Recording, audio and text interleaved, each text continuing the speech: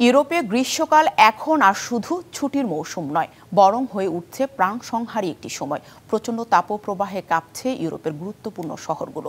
Barcelona, Madrid, London, Milan সহ 12টি শহরে মাত্র 10 দিনের মধ্যে মৃত্যু হয়েছে প্রায় 2300 মানুষের। মঙ্গলবার প্রকাশিত এক গবেষণাপত্রে বলা হয়েছে, গত 22 জুন থেকে 2 জুলাইয়ের মধ্যে ইউরোপ জুড়ে তীব্র তাপপ্রবাহে প্রাণ হারিয়েছেন অন্তত 2300 জন। এই মৃত্যুগুলোর বেশিরভাগই সরাসরি তাপপ্রবাহজনিত কারণে ঘটেছে। গত জুনের মাঝামাঝি থেকে জুলাইয়ের প্রথম সপ্তাহ পর্যন্ত ইউরোপ জুড়ে বয়ে গেছে ব্যাপক তাপপ্রবাহ। গবেষকদের মতে, সাধারণত গ্রীষ্মে ইউরোপের যে তাপমাত্রা থাকে, এবারের তাপমাত্রা ছিল তার চেয়ে 4 ডিগ্রি বা অনেক জায়গায় তার চেয়েও বেশি।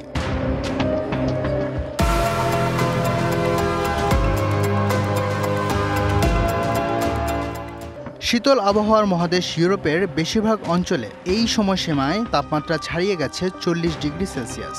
আর জলবায়ু পরিবর্তনের কারণে সাম্প্রতিক বছরগুলোতে ইউরোপ উল্লেখযোগ্যভাবে উষ্ণ হয়ে উঠেছে।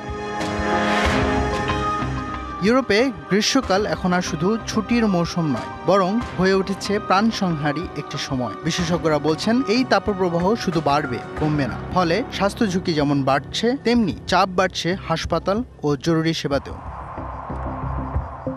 ফাজলে রাব্বি খান, ডিবিসি নিউজ ডেস্ক।